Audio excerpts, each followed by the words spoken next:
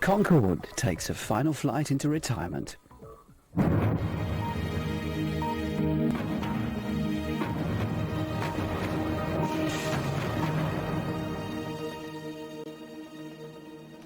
Hello and welcome to London's Heathrow Airport. I'm John Sopel and this is a BBC News 24 special on BBC Two and BBC World. In around 20 minutes' time we'll witness the end of an era, the end of supersonic commercial flight as the final Concorde flight, BA 002 from New York, touches down on the north runway here at Heathrow. Ahead of that, in a carefully choreographed sequence, two other special Concorde flights will also land. One is on its way from Edinburgh. The other has completed a supersonic flight over the Bay of Biscay.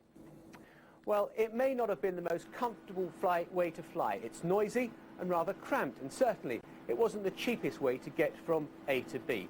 But was there ever a more beautiful, stylish, head-turning, breathtaking aircraft? Somehow it still stands for cutting-edge modernity, even though the design is over 40 years old. Well, for the next hour, we'll follow the path of these Concordes as they reach their final resting place just behind me. And you can see Alpha Charlie there behind me. That came in from Wales last night and is now parked on the apron. We've also been given exclusive access to the control room as air traffic control guide the flights in. We're among the crowds who've gathered in a specially built grandstand here at Heathrow Airport. And for those who work in the maintenance area, this will be a bittersweet day. We'll be talking to those who've nurtured Concorde for so many years.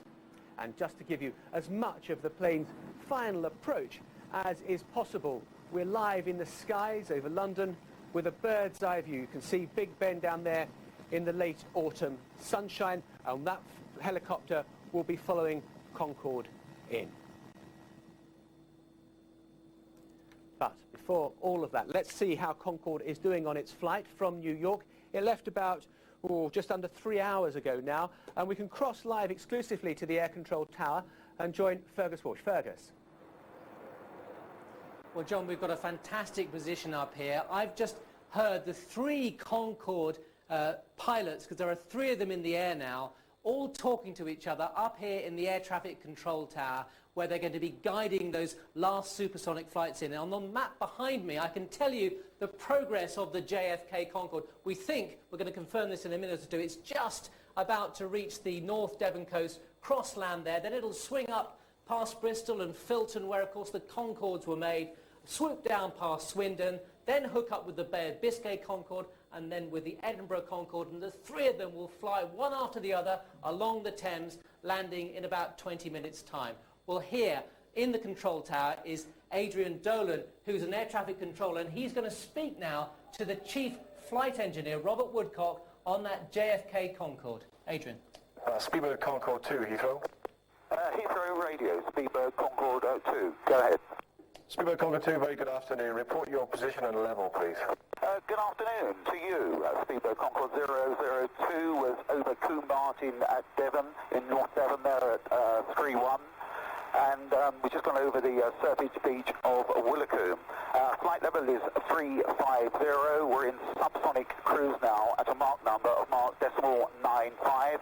And that's given us a ground speed of 580 miles an hour, which is still about 100 miles an hour faster than the subsonic jets are going at the moment. Speedbird Concorde 2, Roger. Report the conditions of your flight over the Atlantic today. The conditions over the Atlantic has been normal for Concorde, perfect, almost.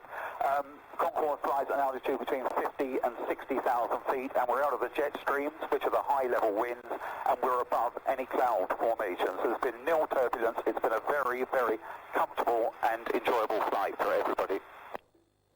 Speedbird 2, Roger. We noted your 3-minute late departure from John F. Kennedy Airport. Do you envisage still be on time to join us in London on schedule? That's affirmative. We're estimating Ockham now at 1448. Roger, and what kind of send-off did you receive from air traffic control at Kennedy in New York? Generally, it was a magnificent send-off from everybody at John F. Kennedy. The airwaves were jammed, I tell you. It's also a very, very sad day for our staff there, who won't be seeing this magnificent airplane again. When we departed Kennedy, there must have been about 100 vehicles in the sort of semi-darkness at dawn there, and fire trucks were in attendance spraying red, white and blue sprays just before us there with the flags of the United States and the United Kingdom out of both windows. So it really was a sight to behold. The airfield practically came to halt. Everybody wanted to wait to see us off, and there were 6 helicopters actually photographing us as we departed the airfield at Kennedy. Speedbird 2, Roger. We'll call you back in about 10 minutes. In 10 minutes, Speedbird Concorde 2. Adrian, thanks very much. Well, there you have it from the horse's mouth, as it were, that JFK Concorde making good progress. It's now flying at about 37,000 feet, so if you are on the flight path, you should be able to look up, cloud permitting, and see the contrails as it flies west to east, and of course get a much better view over London. The 3 Concordes are going to land on the northern runway behind me, one after the other, and then they're all going to line up, drop their noses, and all of the pilots are going to poke a Union flag out. So it'll be quite a significant moment there. John.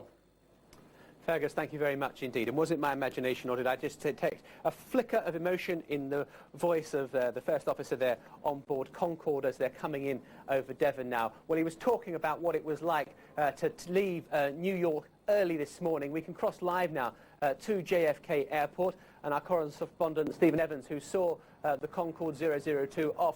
Steve, it was quite some departure, wasn't it? It was. I mean, there was a flicker of emotion. There was a lot of sadness here. The plane was parked just in that space there at 7 o'clock this morning. Right through the night, people had been coming to the windows here, pressing their faces up against those windows and just gazing at this beautiful, great feat of engineering. Then just after 7 o'clock this morning, people were coming underneath. Stewardesses with those turned up boater hats were standing underneath it and being photographed. Then we had the final event. The plane was pushed back by the truck. It moved back out into the runway. The captain put out the Union flag and the Stars and Stripes out of the cockpit window. It stood there gracefully, elegantly. 2 fire trucks put an arch of red, white and blue water for the plane to go through, and it went through with the utmost grace towards the runway. It paused on the end of the runway, as one imagines it should do with its grandeur. Then it built up speed, 250 miles an hour, and simply soared into this absolutely pristine blue sky. Towards Manhattan, it banked away and then out over to the great blue yonder of the Atlantic, and this absolutely fabulous sky, this morning sky in Manhattan. And Steve, do we know who's on board? We know some of the celebrities. Sir David Frost, who seems to be one of their best customers, Jeremy Clarkson, an absolute clutch of supermodels. We know what they ate. They had lobster fish cakes. They had a selection of champagnes, not just one champagne. And I suppose perhaps the biggest celebrity of all, Joan Collins, was there. So it was a pretty good clutch of celebrities. I suppose it wasn't like the great days when Paul McCartney was known to actually lead the people in the cabin in singing Beatles songs, or Rupert Murdoch or whatever, but not bad going, you know. Okay, Steve Evans, thank you very much there in New York as Concorde left this morning with the fire trucks seeing her off, and it really was a spectacular sight. Well, here at Heathrow Airport, crowds have been gathering throughout the day to get their own view of Concorde as it comes into land, and they've even built special grandstands here at Heathrow Airport so that people can get a good view of the planes as they come in. Catherine Marsden is with some of those people. Catherine. Yes, so you can see behind me just some of the 1,000 people that have been lucky enough to get tickets to be on this grandstand. And to give you an idea of the view that they're looking out of, we're just going to swing the camera around. From the level that we're at, you can't really see very much, but that is the perimeter fence. You can see lots of people lined up along the road as well. That's the perimeter fence of Heathrow, and the runway is just the other side. So Concorde is going to land right in front of all of us, and of course if you're up there in the grandstand you're going to have a much better view. Everybody here is a Concorde enthusiast. We've got 2 of them with us here this afternoon, Melanie Rolfe and Jordan Williams. Thank you both for joining us. Melanie, you've got your own Concorde story to tell. Let's hear it. Flew on Concorde in 1994. Complete surprise from my husband. I just thought I was going to go and touch it at an air show in Fairfield. and then he handed me a ticket, said you're going on it, and he just says, the expression on my face, he'll never forget it. So, and it was great fun. You're really only one of a very small number of people around the world lucky enough to have been on Concorde. What's it like being on board? You just get shivers. I'm telling you because I'm doing it now. Just exceptional feelings. You know, there's nothing else like this aeroplane. Nothing else. And Jordan, you live right under the flight path of Concorde, don't you? So you're very used to seeing it. Yeah, it's quite loud in the mornings, but it's a brilliant sight. So how do you both feel today? You're obviously here for the most important event of all. How do you feel? How do you think you'll feel when Concorde finally comes to land? Very sad. Why do you think you'll feel so sad? Because it's part of Britain's heritage and we can't delete it. What about you, Melanie? Well, I've told my boss I'm coming to the funeral of a dear friend today. He understands what I'm really meaning, but, you know, this is something we should be proud of, and it's a shame. Have a lovely afternoon. Thank you both very much for talking to us. The excitement's been building here this afternoon. Of course, they've got less than 15 minutes now to wait. Catherine, thanks very much indeed. It's been a very odd kind of day today because there has been the most tremendous excitement among everyone that you speak to, but it's also tinged with extreme sadness, and I suspect that nowhere will that sadness be more acute than, well, in the hall behind me here, the engineering base where the Concorde has been loved and nurtured and cared for and kept in the air. Let's cross now to Philippa Thomas. Philippa. Thanks very much, and you're right, John. It's really awash with nostalgia down here. Everybody thinking that Concorde was dreamt up in the era of Harold Wilson and the Beatles. We talked about the white heat of technology, putting man on the moon, and flying at the very edge of space in this beautiful machine. Let's think about the future now. I'm joined by our transport correspondent. And Simon, is this it? Is it all really over now? It's all over for Concorde as far as carrying passengers is concerned. I really don't think there's any chance now of any further passengers ever getting on Concorde again. The big question, though, is this really the end for Concorde flying at all? After this afternoon, they've got 7 Concordes that British Airways have got to get rid of. It's thought that they're all going to go to museums. But there is still an open question, and British Airways will only answer this next week, as to whether one, in fact, might well be kept for special occasions, Queen's birthdays and other such celebrations, and that perhaps we might still see a Concorde, albeit without passengers, but potentially still flying. Well, Simon, stay with us, and of course we'll be here when everyone comes off onto the red carpet after that last flight in from New York. Philippa, thank you. So what exactly is it like to travel at Mach 2? We set Dermot Murnahan the arduous task, and believe me, it was really tough to find volunteers, of finding out what makes flying on Concorde such a unique experience. He found it started long before you board the plane. I'd like to check in for New York, please.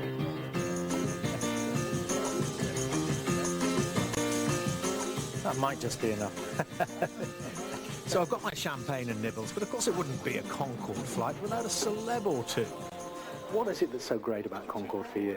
Well, the greatest thing for me is to be able to get from New York to London in a little over 3 hours. As long as you're not more than 6'1", I think it's a great plane to do. There is that about this Yes. space, isn't it? Well, enough rubbing shoulders with the stars. Time now to get on board. This is the EasyJet flight to Barcelona, is it? Smiles all round for the passengers, and even hardened Concorde veterans still fall under its spell. Yeah. The ability to fly on the edge of space where the sky gets darker, where you can see the curvature of the Earth, travel faster than a rifle bullet, 23 miles a minute. This time of the year, take off from London in the dark and travel west so fast that you see the sun rising in the west.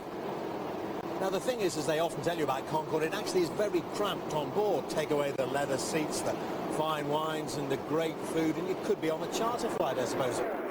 So forget the frills and the glamour. The real reason why people are here is to say, I was there when we hit twice the speed of sound. Here we go, Mach 2, 1,300 miles an hour, 50,000 feet above the Earth, and you don't feel a thing. To be honest, it was bumpier as we taxied out along the runway. It's just the thrill, isn't it? You know, the speed it goes, it's absolutely terrific. It's so smooth. We leave at 6:30 and we're home at 5:30. It's fantastic. I'm at the house at 6:30 already. Souvenir hunters are stripping these final flights of just about everything that isn't nailed down. And items in the Concorde catalogue are selling like hotcakes. But that's not all. The brochure has turned up on an internet auction site, and they're asking £65 for that. How weird is that? What are they taking with them? Anything from the safety cards, anything that says Concorde, your drip mats, your little swizzle stick for your drink that says Concorde on it. I believe one of these signs was taken, but how they got it, I do not know. And here we are, New York, all too soon. 3.5 hours of life in the jet set, that's it. I'll never fly Concorde again. Well, no one will ever fly Concorde again. It's back to Earth with a bump. And having become a member of the supersonic club, I left with a lump in my throat and wondering when us mere mortals will again have the chance to fly at twice the speed of sound. It's hard to believe it's not going to fly again, isn't it? Very sad. See ya. Dermot Manahan there with the Concorde experience. Well, I think this is going to be my only souvenir of the Concorde trip. Media only, my media pass for getting into Heathrow Airport today. Let's find out how the Concordes are doing on their path into Heathrow Airport. We can go back to Fergus. And Fergus, that extraordinary sort of access you're getting to the flight decks. Yes, indeed, John. In about 3 minutes' time, a chap called Ivor Sims, an air traffic controller, is going to clear the first of those 3 Concordes to land.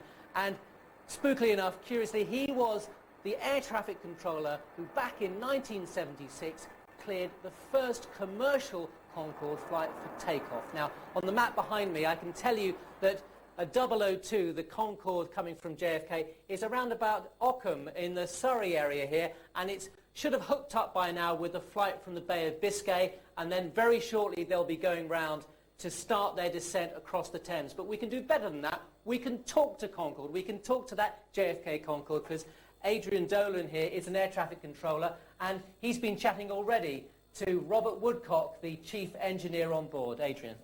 Speedbird Concorde 2, Heathrow radar. Heathrow radar, Speedbird Concorde 002, go.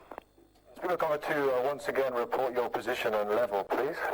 At the moment we're 23 miles from Ockham in Surrey, descending to a flight level of 80. Our speed at the moment is marked decimal 52, and we've got a ground speed of 450 miles an hour. We're estimating Ockham at 49. Speedbird Concorde 2, Roger, and can you provide for us your routing after Ockham, please, towards landing at Heathrow 27 right? Heathrow radio, Speedbird Concorde 002, we've just received a change of routing, and on approaching Ockham we're going to be vectored to the north now, over Heathrow itself, and I guess from Heathrow we'll be going over Hillingdon area, then we're going to turn due east and go over Southall, and east onwards over the northwestern and northeastern boroughs of London. We should be getting down to an altitude of about 2,500 feet then. When we turn base leg, it will be around the Thames Barrier region, and then we'll join the localised other runway 27 right and head inbound towards that runway at London. Passing over Canary Wharf, we'll have the Dome on our left, so people around Greenwich will be able to see us, and I suppose there's a fair amount of people at the Greenwich Laboratory and Cuddy Sark area. They will be able to see us quite clearly. And then over the City of London, we'll have the London Eye on the left-hand side. We're passing almost overhead Buckingham Palace and the Mall, and then onwards to Heathrow from there. Speedbird Concorde 2, Roger. While we have this opportunity, can I wish you on behalf of all air traffic control all the best for your approach. It's been a pleasure to serve you over the last 30 years. When we come into work tomorrow, our jobs will have changed forever. I should imagine they would, and that's very kind of you to say that, and may we, on behalf of all the crew here, and may I, thank you all for the magnificent service you've given us over the 27 years of Concorde operations into Heathrow. It's much appreciated, and we always like coming back to London here in the professional English voice. Speedbird 2, Roger. As an amendment to that, I can just give you the final times for the Concorde arrivals at Heathrow, and the first Concorde will land at 0503, that's 1503. Second Concorde's going to land at 1505 and a half, and us, finally, the Concorde 002 will land at 1508. Roger. Adrian, thanks very much indeed. So there you have it, the Concordes. The first one is the Edinburgh one's going to land at 3 minutes past the hour, then the one that did the Bay of Biscay loop at about 5 minutes past, and then that final flight from New York at 8 minutes past. And There's a great deal of sadness here today. I remember the one flight very well that I took on Concorde, and it will never again roar over my house. And it is really something, John, that you tell your grandchildren about, and I will always treasure that memory. Okay, Fergus, thank you very much indeed. And absolutely fantastic to get that access to the flight decks and hear how the crews are doing on their way in. In fact, we can just show you, I think, the pictures over London now. We've got a helicopter up at about 2,500 feet, and that helicopter is waiting to get the first glimpses of Concorde coming in over London, as they were discussing from the flight deck there, the path they'll take over the Millennium Dome down towards the London Eye, and then in towards Heathrow Airport. And I think they've been given permission to come in slightly lower today than normal, because so that as many Londoners as possible get a chance to see the plane coming in. And let's just see if what we can...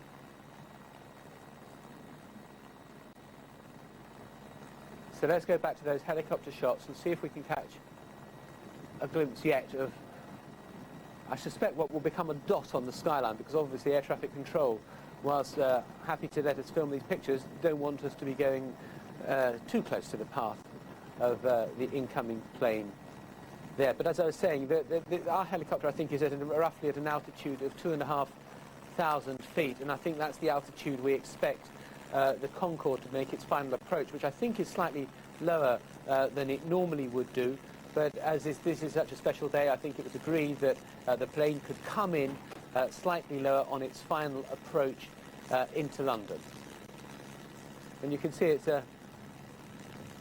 there we are. And there you can see it just in the centre of your screen.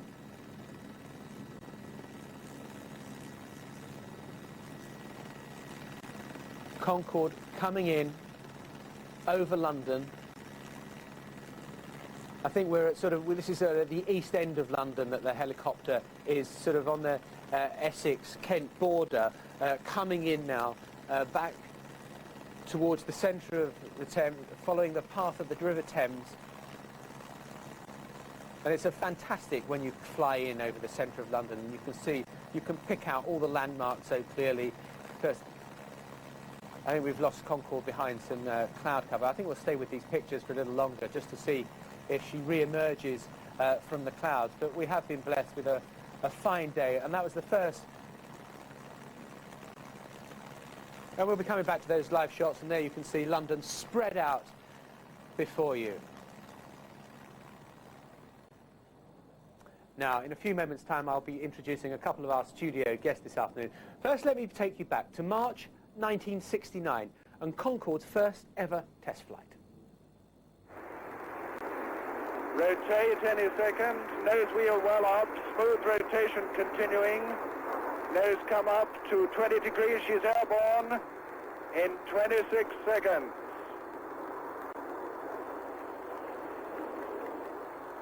She flies, Concorde flies at last, climbing into a sunlit sky, pursued by... Now, I don't know whether you recognise the voice of the person doing the commentary there, but it was of Raymond Baxter, of course, the voice of Tomorrow's World, and I'm delighted to say that he is one of our studio guests today, along with John Hutchinson, a former Concorde pilot. Raymond Baxter, first of all, coming to you. Was it a fantastic moment when you heard the thunderous roar of those engines and you saw it take off? Oh yes, unforgettable experience. I've been a passionate advocate for Concorde ever since the project was first launched, and here was the realization of a dream. Any maiden flight is exciting, but the maiden flight in France and then at Filton, one was acutely aware of the historic significance of what we were watching in the conclusion of the long period of development flying before the first passenger was carried. Here was the dawn of a new era, and today, sadly, we are marking the end of that era. And I had to say there's more fuss today than there was on the first day of flight. And John Hutchinson, if we look at it, you can see there Concorde making its progress towards London. So roughly what altitude would you say they're at there? Well, it's difficult to say from those pictures, but I suspect you're right. I think they probably are getting clearance to fly in at a rather lower altitude than normal, so probably somewhere around 1,500 feet, I would guess at. And all I know is that that chap's going to be concentrating very hard on making a most immaculate approach and a most immaculate touchdown. We'll get our score charts out. Yeah, how easy will it be for him to put out of his mind the emotion of the moment, the historical significance of the moment, and just be concentrating on, right, am I doing everything that I would always do in the run-up to a landing? I can only compare it with my last flight on Concorde when I retired, and I just felt I did not want to walk away from that aeroplane. That lovely airplane that meant so much to me over 15 years, having done a sort of bit of a shot-down type of arrival. Unfortunately, I did a very smooth landing, and I'm sure that's the way all these three chaps will want to end their Concorde careers. How difficult as a plane is it to land? It's a very easy airplane to land. It's settled, that great delta wing compresses the air between the runway surface and the wing, and it sort of settles into that ground cushion effect. The trick is to actually land very smoothly. Raymond Baxter, we talk about you, and you know, me growing up, I remember you, of course, as the Tomorrow's World presenter. What do you feel? It seems like we're going back to yesterday's world today, yes, by saying that the supersonic age has ended. Well, yes, I share your emotions exactly. I think what we are seeing today is a national wake. It's a cross between a celebration and mourning. And I am mourning in the sense of grief, you know what I mean. My hope, my profound hope, is that Concorde will be seen flying again. And quite frankly, I am not certain why she's being taken out of service. The aeroplane has operated impeccably all those years and is today, as we can see, operating impeccably, forecasting the arrival at the end of the runway to the nearest second. And I remember so clearly when it started, and there was a certain amount of suspense, even though André Turcard, the French test pilot, and Brian Trubshaw had done it on the simulator, they could never be sure how it would actually handle. And we're just getting these wonderful pictures there from the helicopter.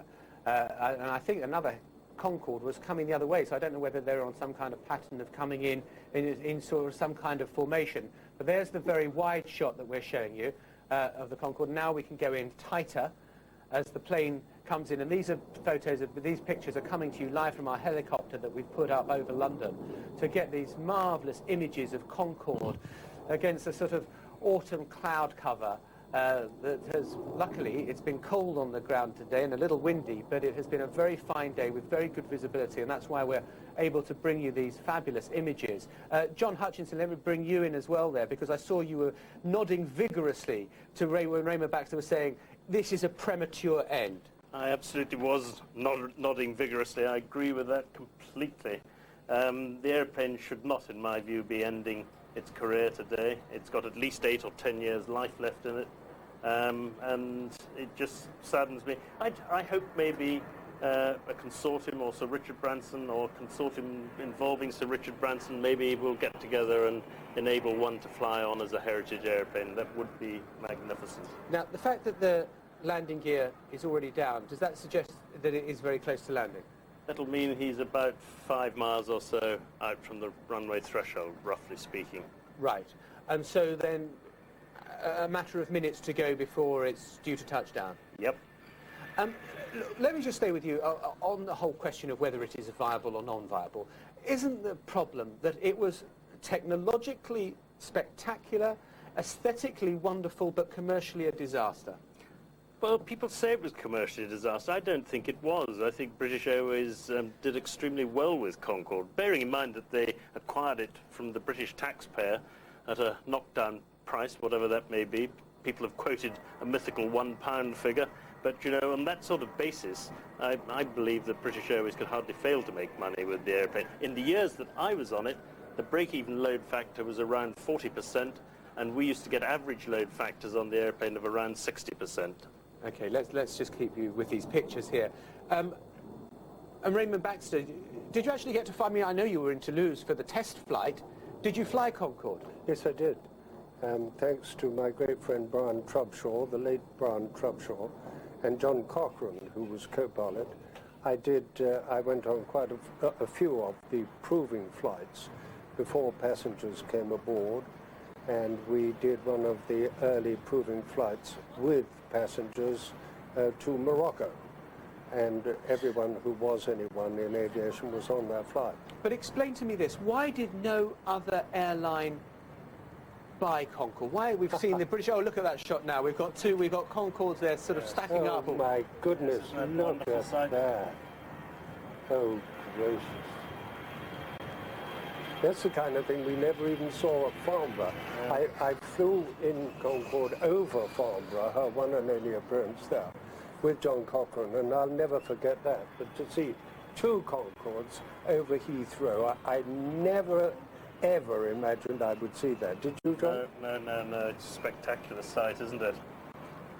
Stream landing, almost. Yes, and so wonderful for the thousands of people who've gone to enormous lengths to see this. I know of a very distinguished elderly lady. I don't know whether we can come to the studio camera here, but you can see it now coming into land behind us. Right behind where we're speaking to you from now. And there we are, Concorde is coming in behind us, the first of the Concordes to land. And you can hear the roar. And you can actually, as I look around, you know, I can see a number of people, and everyone is standing absolutely still. Everyone is just looking to the sky to watch this Concorde come down on the northerly runway. John, what sort of speed is it doing now as it's coming into land? You'll be doing roughly about 157 knots, something like that. And, oh, well, I think we'll say a little gust of wind caught him. Was there a little bounce there, or was that my imagination? No, it was a gust of wind. You're being loyal. You're being loyal to your fellow fraternity of Concorde pilots. Dear. You won't be pleased. You won't be pleased. Remember, this aeroplane lands and takes off a great deal faster than your average jumbo. And the reverse thrust that you must need to get to brake it, is that, do you feel that jolting? There are two things about the deceleration of Concorde on landing. The reverse thrust is extraordinarily effective, and the carbon fibre wheel brakes, which have pioneered the wheel brakes for all the sort of modern Airbuses and so on, and all modern airplanes, are incredibly efficient in terms of absorbing energy. You can stop a Concorde. I've stopped one at Cardiff in about 4,000 feet of runway. Yeah, and I mean, I can just see the next one coming in behind us now, which I suspect will be touching down in a couple of minutes' time. But you talk about that. We talk about the technological advances made by Concorde for Concorde, but presumably the technological advances had other spin-offs in other areas of life, and we've got another magnificent shot of one Concorde coming into land and another Concorde sort of stacking up behind it. There must have been other the technological advances, just like the moon landing, I don't know, gave us Teflon, for example. There must have been things associated with Concorde. Oh, absolutely many. And not least the worldwide prestige which it won for British aviation, British engineering. And there is no doubt that the spin-off effect of Concorde almost immeasurable. For instance, Airbus would not have been formed had it not been for the cooperation between England and France in the construction of this aeroplane. Another thing we haven't mentioned, which is unique, is the thrust of power when Concorde accelerates from the cruising speed of a normal jumbo to supersonic speed, and you literally go back in your seat like that. There she comes. But this, of course, is absolutely the reverse process. Lovely. It's such a gorgeous sight when she comes into land. She always reminds me of some swan touching down on a lake or something. It's such an elegant, long-necked, beautiful creature. We haven't mentioned the droop snoot, the famous drop nose, which makes it possible to take off and land this aeroplane, which has an attitude so different from any other airliner. I mean, the droop snoot, incidentally, is just so that the pilots can actually get a decent view of the runway. With the nose up, the poor old pilot coming into land would have his view of the runway totally obscured. So it has to do it. In fact, I mean, I tell you what, I want to pause slightly now, because what we're seeing now is flight 002, and this is going to be the final Concorde that people are going to see coming into land at Heathrow Airport. This is it. This is the end of the era. This is the final one that we're going to see in the skies, and I suspect it's got probably a minute and a half left before it comes onto the runway and then taxis round. I think it will almost do a lap of honour round the airport to come onto the stand. John, just tell me what you're thinking now. I was actually thinking about the staff at Kennedy Airport, the British Airways staff, who will miss it madly. They were fantastic to us. In fact, the whole of the Port of New York Authority and the air traffic controllers at Kennedy Airport were treated Concorde with tremendous help and assistance and cooperation. Tell me this, being a pilot on Concorde, were you treated as somehow something different?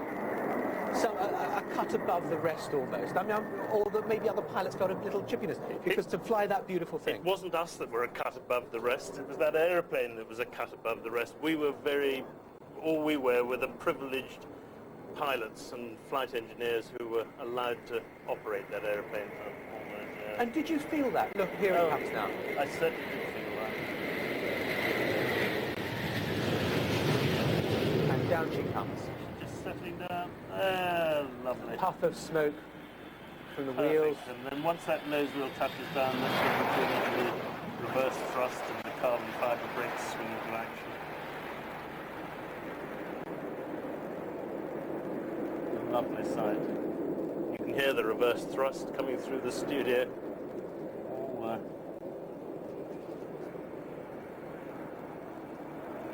So what is it? Sadness? A feeling of pride? Sadness? What is the mixture of emotions, John Hutchinson? Sadness for me, predominantly. But pride that the aeroplane has achieved so much in its commercial life, and it's demonstrated that supersonic flight is doable and that there are huge benefits to supersonic flight, and I'm sure there will be a successor to Concorde at some stage. I had the misfortune of being the BBC's Paris correspondent when Concorde crashed, and I went out to Gonesse that evening. And there was a feeling then that would Concorde ever fly again? Did you think it was right to make all the investment in the aircraft to bring it back for what has been a relatively short period of time? I'll tell you what I do think, very strongly indeed. I don't believe that British Airways should ever have grounded their Concordes. And you can see, I think we can see the Union flag poking out of the window there. Yes. As possibly the most famous nose in the world. And just look at the people behind, the ground crew. They've probably all got other things they're meant to be getting on with. But the whole airport, I suspect, at Heathrow has come to a halt for these three Concordes.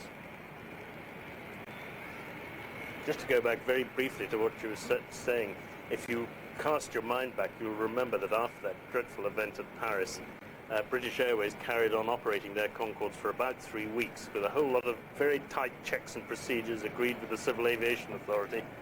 And it was eventually, I'm afraid, pressure mainly from France that ended up with the grounding of the airplane, which I believe was completely unjustified and slurred the reputation of a magnificent airplane. Now, how much do you think that you've touched on something, and this is a day of kind of, you know, let's talk about the reality of today as well. There has been something of a battle, hasn't there, between the French and the British over whether to keep Concorde going? Yes, I think that's fair to say that, and I think part of it stems from the fact that there's much more in the way of business links between London and New York than there are between Paris and New York. So British Airways had a sort of commercial advantage over the French in that sense. Also, because London was crucially that much closer to New York, it wasn't such a tight operation from an operational point of view for British Airways as it was for Air France. So Air France did have problems that British Airways did not have. So basically British Airways were able to operate profitably in a way that Air France perhaps couldn't.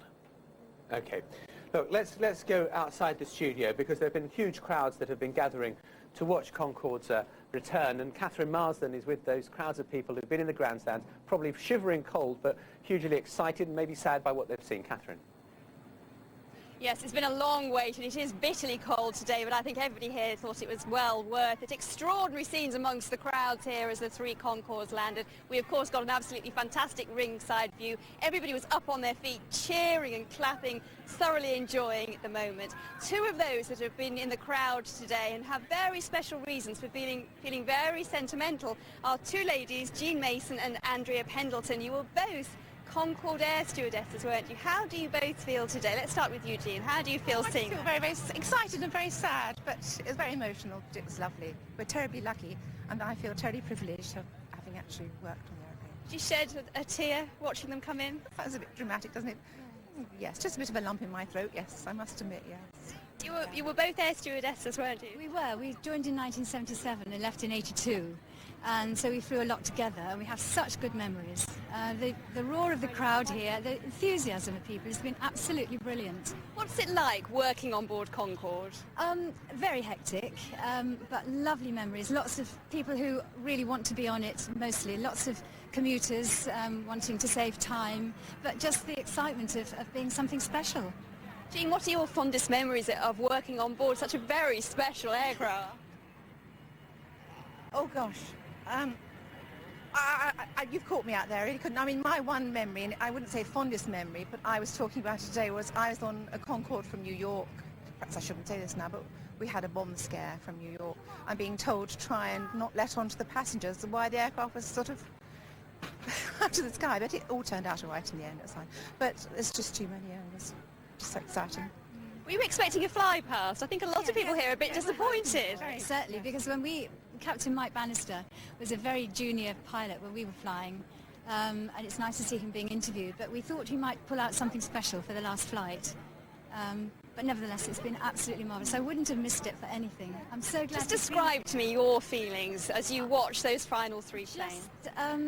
Something in the stomach, the butterflies and everything, but it was just great to be here, really. It's such the most beautiful aeroplane, and wherever we've been with it, everybody just looks at it and is so enthusiastic about it. Andrew, why do you think, having met so many passengers on board Concorde as you've flown with it all these years, why do you think people are so fond of it? Well, it's beautiful anyway. It's something to be very proud of, that we've achieved that, and nobody's done anything better since, and just part of history. Part of history? Doesn't that sound terrible to say that? Do you both feel part of history now when you realise? I think we do. We're known as the Golden Oldies, and we're having a big reunion tonight with about 100 of our friends.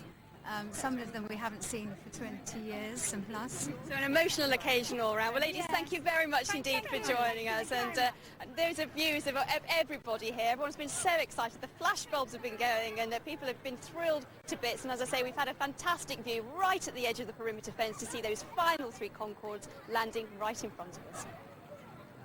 Catherine, thank you very much indeed. There's quite a long taxi back now to the stand here beneath me. Well, while Concorde does, I don't know, a sort of metaphorical lap of honour around Heathrow, here's David Shookman to look back at the plane's past. Rotate any second, nose wheel well up, smooth rotation continuing. 1969 and the moment of truth. Will the futuristic technology actually work? Will the Anglo-French partnership hold together? Will this beautiful vision make business sense? She flies. Concorde flies at last. From the very beginning, Concorde was something of a gamble. The science, brand new. The engineering, highly complicated. And the design, way ahead of its time. Special computers will be installed. And as soon as Concorde goes supersonic, they'll start... Concorde was also hugely expensive. In today's money, £11 billion.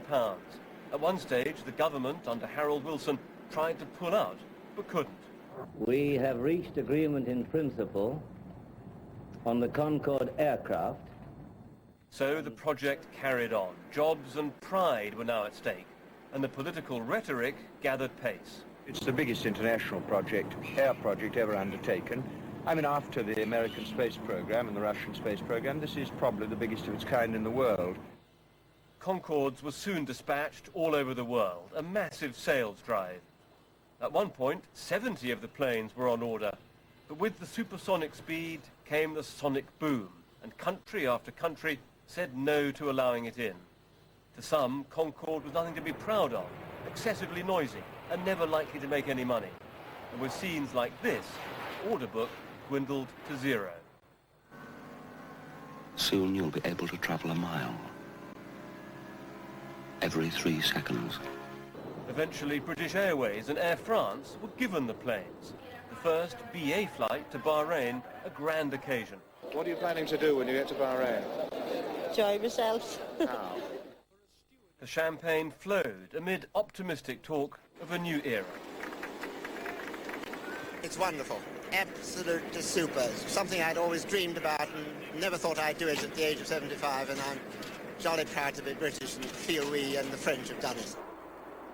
Concorde went on to become a symbol of glamour. In the end, there was only one destination, New York. And over the years, it did start to pay. Until this.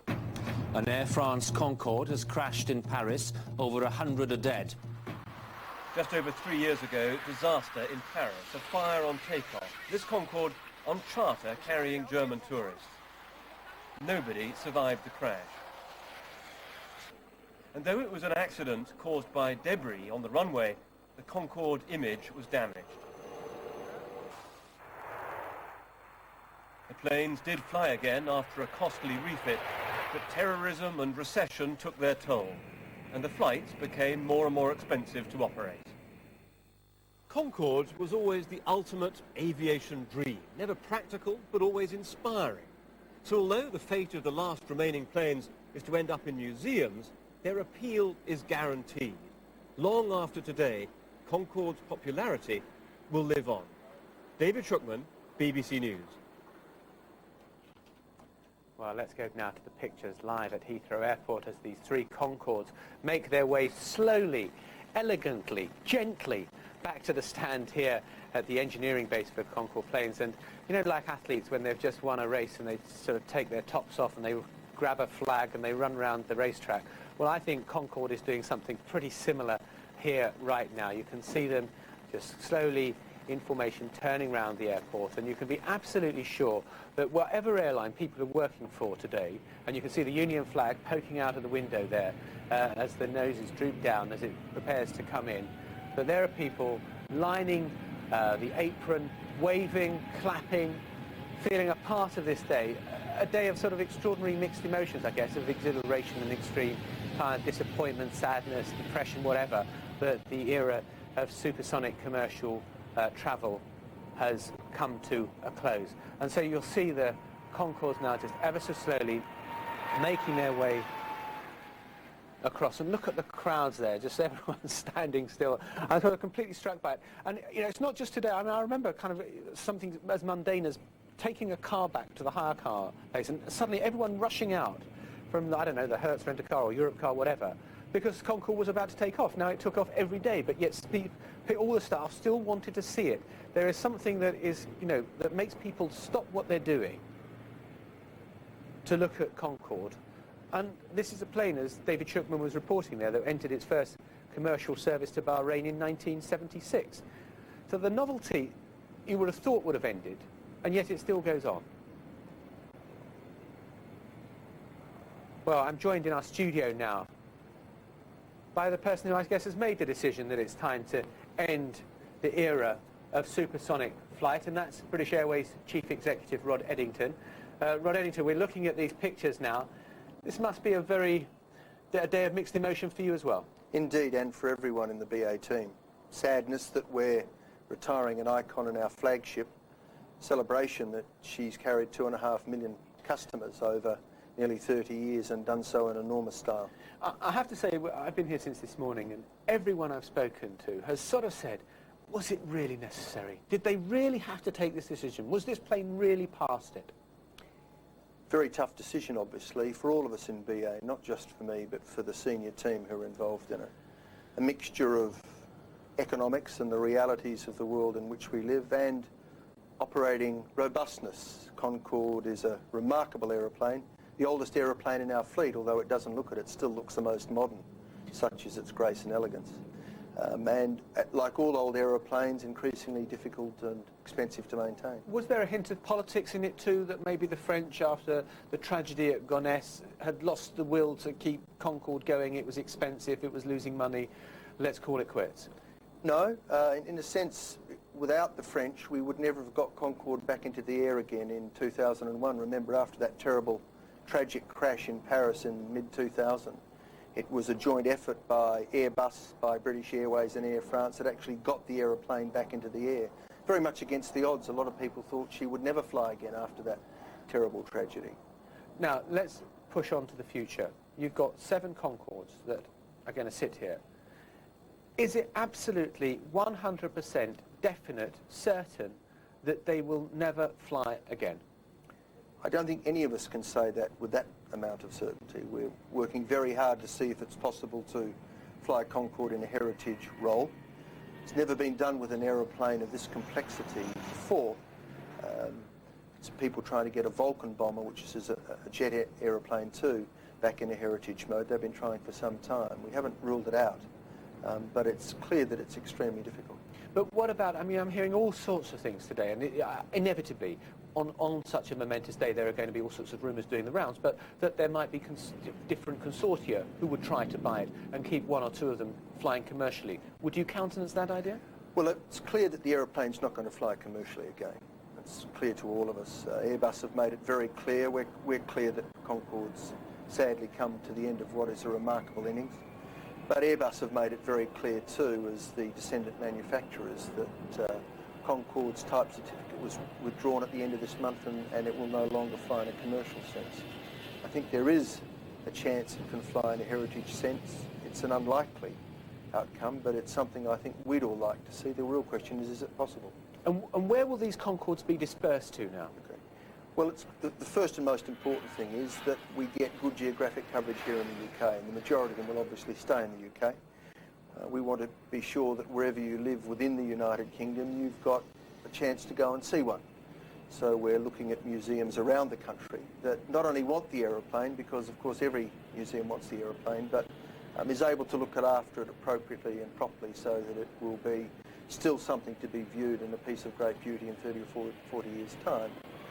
But she is also... But absolutely, certainly, it's not going to fly. You're not going to be taking fee-paying passengers again in any capacity. That's clear. That's absolutely clear. So it's a question of whether there's a minor heritage role for it to do air shows or, you know, fly past at big national occasions. Precisely. And the question of which museums it goes to is also important. I mean, it is a global superstar. And you can say that of very few things. Usually it's people we think of in that context, but Concorde's a global superstar. And well, let's look at this. What's happening here? Yes, it's been given a traditional aviation guard of honour by the people in the fire services and the engineering folk here at Heathrow, as the 3 aeroplanes taxi around the perimeter of the airfield. We're hoping that they'll be able to stop in front of our operational centre, the Compass Centre, and salute the many men and women who've operated Concorde as cockpit crew and cabin crew before they finally come back to the hangar, where the aeroplanes can salute the engineering teams who've worked so hard to keep this aeroplane aloft. Is it fair, when we look at these fabulous pictures, to say, look, Concorde has been the most spectacular technological achievement, but commercially it has been, you'd have to judge it dud. No other airlines board it, apart from, you know, the originators, Air France and British Airways. It struggled for some time, and now the plug has been pulled. The aviation lover in me would resist that comment, but there is certainly a ring of truth in what you say. Concorde, any manufacturer will tell you that you have to sell between 400 and 500 aeroplanes of a particular type before you recover your development costs. Less than 20 Concordes were sold, so in pure economic terms, the construction program wasn't a success. That's absolutely clear. And if you were to cite one reason for the failure, what was it? Was it oil prices in the 1970s, jealousy from the Americans? I mean, you weren't there. You're not burdened by the history of this. You're a relatively new chief executive. I think there are a couple of things that probably contributed to that, and you've mentioned one of them. Concorde was thought about in the 50s, designed and built in the 60s. The first test flight was in the late 60s. Of course, the first oil shock was in the mid-70s, and fuel prices skyrocketed.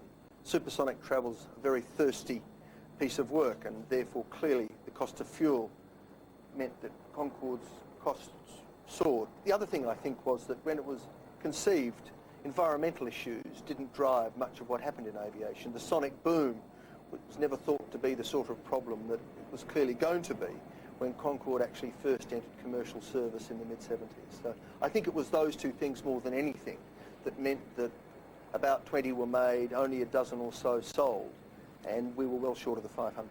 Okay, Rod Eddington, Chief Executive of British Airways, thank you very much indeed for joining us on this particular day. Well, of course, one of the great advocates of supersonic travel was the Duke of Edinburgh. Now, he's been speaking to our court correspondent, Nicholas Witchell. Do you recall your first encounter with Concorde? Yes, vaguely. I went to the place where it was being put together at Filton, originally to see it being assembled, and well, the first one was being built. What was it, in your experience, either flying on it or piloting it, that made it so special? No, I don't think there was anything special about it. I mean, it just got you there a lot quicker. I mean, it was dramatic how...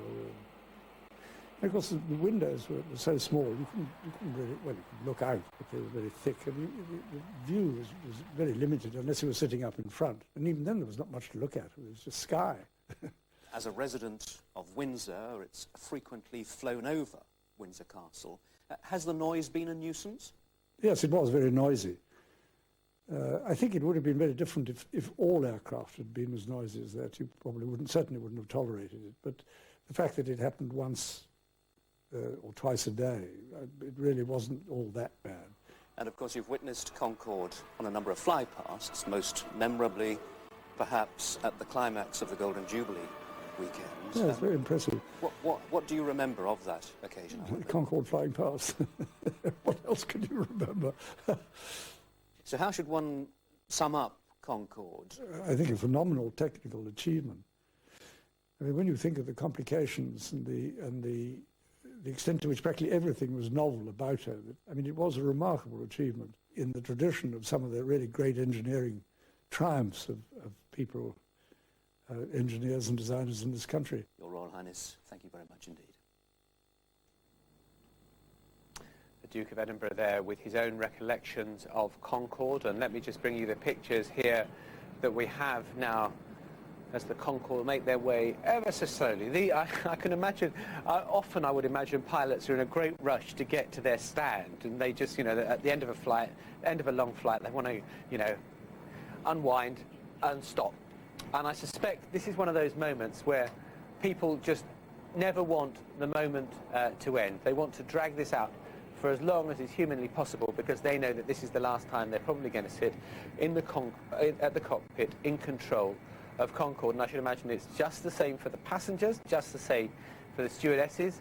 There'll be no rush to leave the aircraft. That moment when you hear the engine shut down and you can take your seatbelts off and everyone goes rushing for their bags in the overhead compartment. I don't think anyone will be rushing today. I think they'll be taking their time and pausing. But these Concordes still have not reached the engineering base where we are now, and we're waiting for them to arrive. Everything is being got ready outside here, but these Concordes are still making their way slowly around the perimeter of the vast complex that is Heathrow Airport. Now, Rod Eddington has gone, but we are rejoined by John Hutchinson, a former Concorde pilot, and by Jamie Bowden too, who is now an airline consultant, but you worked for many years for British Airways in their communications, head of communications, and know Concorde inside out. Jamie, let me come to you first. So many people I've spoken to today have said, I'm going to struggle to keep a dry eye. Has it been like that for you? Absolutely. I think along with most other people that have worked for BA over the past 26, 27 years, I worked for BA for nearly 22 years, and Concorde just becomes almost part of your everyday life, particularly if you work here at Heathrow. I've spoken to a lot of my colleagues who I've worked with over the years, over the past 2 or 3 days, and they've said that they find it not just a very emotive day, I think, but some of them said it's almost going to be an unbearable day for them, and I think Concorde has just symbolised not just that it's BA's flagship and has been for the last 27 years, but that she is a much, much loved head of the family. Yeah, it's interesting that because, you know, when you work for a big organisation, whether it's British Airways or even the BBC, dare I say, you know, employees tend to be kind of cynical and they hate the organisation and they moan about this and they moan about that. Are you really telling me that people weren't cynical about Concorde, or was Concorde different? Was there something, a sort of sprinkling of stardust, a bit of magic about it? Yeah, I think that's a fair description. I think that if you look at people who have spent a lot of their working life in BA, Concorde has been such a unique selling point for British Airways. Yes, of course, with Air France as well. But BA marketed Concorde very well over those years, and I think, as John said earlier, if you went back to the 80s, you saw that Concorde was really involved in most of BA's major promotions. Right up until 1997, if you remember, BA put on a competition where you could win a seat on Concorde for £10. And that was to celebrate the 10 years since privatisation in 1987. And that brings the whole of the airline together. If there has been one thing that has absolutely brought the whole of the airline and its 50,000 staff together over the past 27 years, it's this thing standing out there, it's Concorde. Yeah, did it make you rethink marketing in a way? That it was somehow, you had to treat Concorde differently from other things because there were the charter flights, there were the special kind of little tours around the Bay of Biscay flights. It was somehow done differently than you do normal commercial aircraft. Oh, absolutely. I mean, if you look at commercial airlines in the world today, 400 or 500 major airlines spread throughout the world, there were only ever 2 airlines that flew Concorde. So there were only ever going to be 2 airlines that could use Concorde, not just as a flagship, but its chief marketing tool. And one of the things that I think British Airways did well was to use Concorde really for either prestigious promotions or for key anniversaries. So, for example, Concorde, over the past 2 or 3 years, was there for the state opening of Parliament, royal anniversaries. And there we can see just these exclusive helicopter shots that the BBC have got with this, the bird in the eye. And look at that fabulous view of the Concorde as they slowly taxi round. John, you know this airport. You've parked the Great White Bird before. Whereabouts are we now in the airport? Can you get a sense of where we are? I haven't got a clue. I've so often wanted to say that when I've been asked a question on television. You know, when I've been asked to speculate about something where you've got no reason for knowing. And I've never dared say I haven't got a clue, but good answer. I think, to be honest, they're just the other side. They're the north side of this hangar that we're sort of looking at here. Right, so they're seconds away from us. You're going to promise me that, John? Well, my friend Jamie here and I agree. We're going to share responsibility for this. Yeah, you can see this is the main hangar. You can see on the screen there's the main hangar behind, and the 3 aircraft are coming behind this hangar that's right next to us now, so it's only a few minutes away. See it now, hanging behind, yeah. And I suppose it must be rather strange for the other pilots who are just operating normally today and have got their flight schedules and they're kind of knowing, looking out the window, I would imagine, at Concorde as it's making its way round. And, you know, having to concentrate on their own job of taking off and going off to whatever destinations they're off to. And there are probably lots of them sitting there wishing that they'd had the opportunity to fly Concorde, or even fly in Concorde. And now they'll never be able to do that.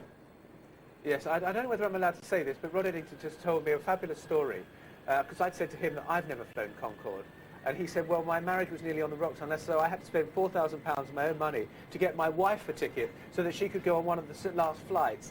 And he thought that his marriage wouldn't survive unless he got his wife onto Concorde. So even the chief executive of British Airways had to pull the stops out at the very last minute to get a flight for Mrs. Eddington.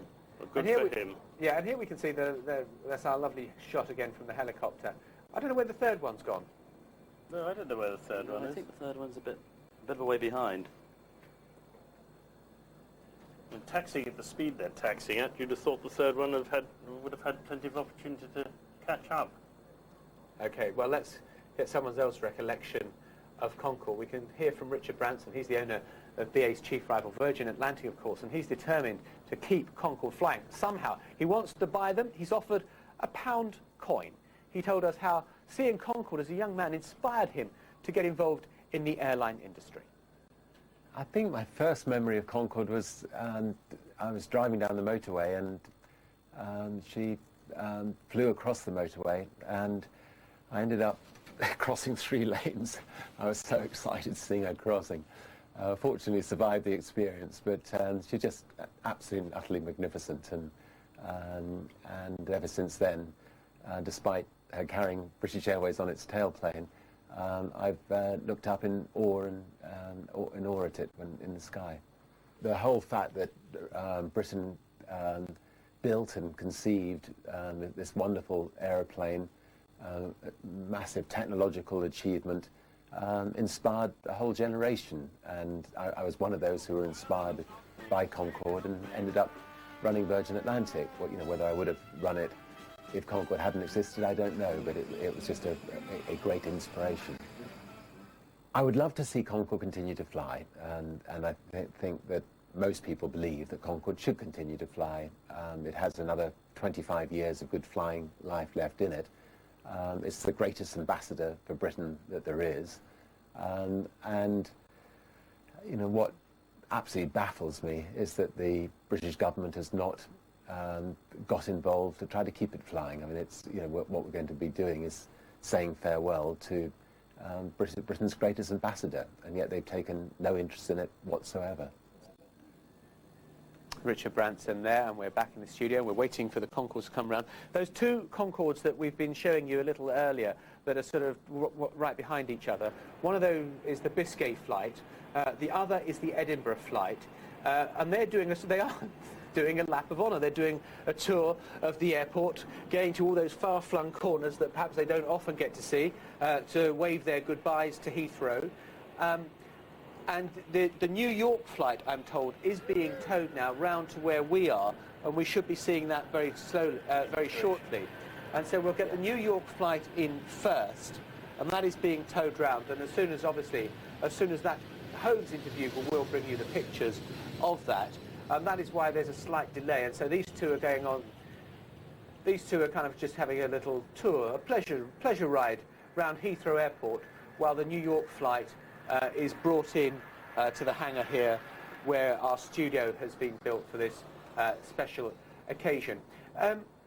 John Hutchinson and Jamie Bennett, let me just get your thoughts on what Richard Branson was saying about perhaps buying Concorde and keeping it flying. Was that a public... I mean, Jamie, you know the way the world of the press works, and you know how Richard Branson operates, and he's a very successful businessman.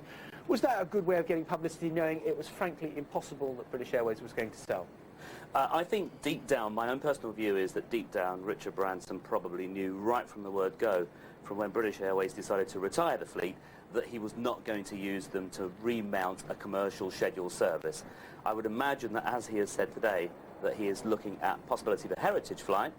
My own personal view, once again, is that as BA have invested over £1 billion in Concorde in the last 28 years, if anybody is going to put up one of those flights, either for heritage purposes or for fly past or for air shows, then I think BA should be the first airline to have that crack.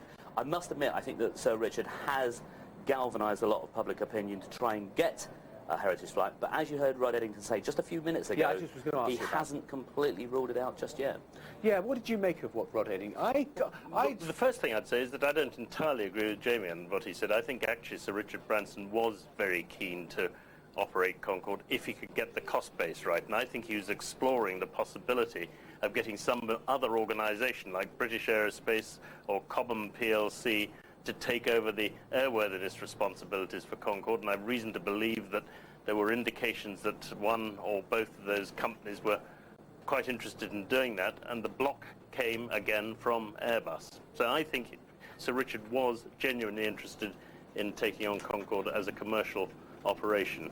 What did you make of what Rod Eddington was saying? Did you feel that the door... I mean, it seemed to me he was pretty absolute and definite, that for commercial flights, there's nothing. Well, in about 6 weeks' time, something like that, December the 17th, it's the 100th anniversary of the Wright brothers. I mean, it'd be rather fantastic to see Concorde flying down Carolina Beach, wouldn't it? Do you think it's possible? Well, he certainly didn't rule it out. He didn't rule out the fact that he was never going to fly again, did he? No, he certainly didn't.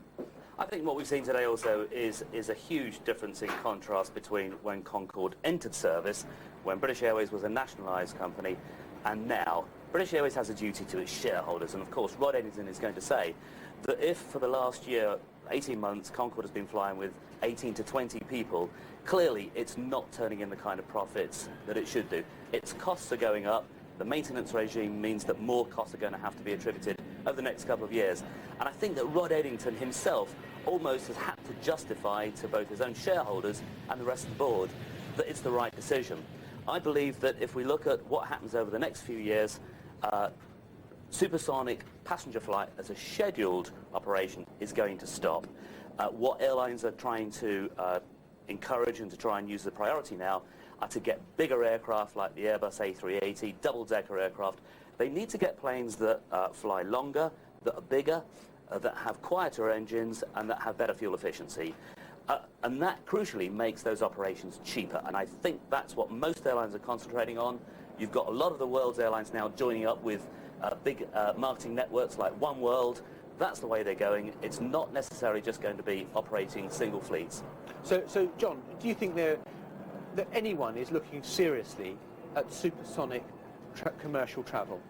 Well, Lockheed is certainly looking at designs, aerodynamic designs, to alleviate the effects of the sonic boom. There's definitely work going on in the States in that direction. What they're trying to do is, whereas with Concorde, with its needle-pointed nose, it tends to concentrate the entire overpressure on the nose, what they're trying to do is to diffuse that overpressure along the whole length of the airplane, so reducing the level of the boom to just a sort of dull rumble. Now, if that sort of technology works, and you end up with an airplane that you can fly supersonic over populated land masses, that's the key thing, that then changes the entire dynamics of a supersonic transport operation. And when that day comes, and maybe we're talking about 20 years or maybe 30 years, we're talking about that sort of time frame, I think. When that day comes, and you can fly from London to Sydney or New York to Tokyo in a matter of a few hours, I think the subsonic long-haul world will be left for dead at that point. Let me bring you the pictures now of the New York flight. I've been kind of looking out of the corner of my eye that they've been arranging for it to come under tow, and they've been attaching various things to it. They've also got their Union flags flying proudly out of the cockpit windows,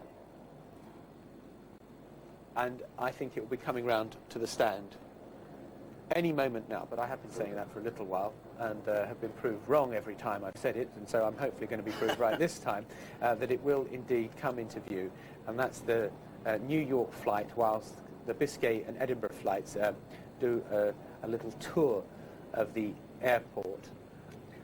I think I've just realized why that New York flight is not with the other two. It, of course, because it came in from New York, had to go and get clearance from Her Majesty's Customs and Immigration. Even on special days like this? Even on a special day like this. So what they've obviously done is taxi to a stand somewhere, or had some special arrangement for that, and shut the engines down, and they're now being towed from wherever they had that immigration and customs check back over here with the passengers still on board. That's what I guess has happened. Will the pilots have to do any paperwork when they land? Do they have to file any kind of report, debrief, like you would if you were in the RAF, for example, and you've been on a mission? You have to fill in the aircraft's technical log. Right. Recording all the defects, if any. I suppose it seems little point in doing that if it's never going to fly again. But that's the normal routine, is it? You fill in the log. Yep, that's the normal routine. It's a legal document. And you sign acceptance of the airplane when you board the airplane to take it somewhere on that tech log, and you hand it over to the next crew by signing it off on arrival. We've got very little time left now. I just want to ask you to sum up emotion, feeling, response to today, John. Great sadness, but great pride and a great sense of privilege that I was ever involved in the Concorde operation. I feel enormously privileged to have been part of the Concorde team. It's a great airplane. It's without doubt the most magnificent airplane I've ever flown, and I've flown well over 70 different types. It's in a class of its own. It's the Epsom Derby winner. It's the thoroughbred of the flying world. Okay, well, ever since the invention of the wheel, man has striven to travel faster. But today may well be historic as the day we turned the technological clock back. The era of supersonic passenger air travel has come to a close. If you want to travel at twice the speed of sound, well, you'll either have to become a fighter pilot or wait a very long time before we see the like of Concorde again. Goodbye.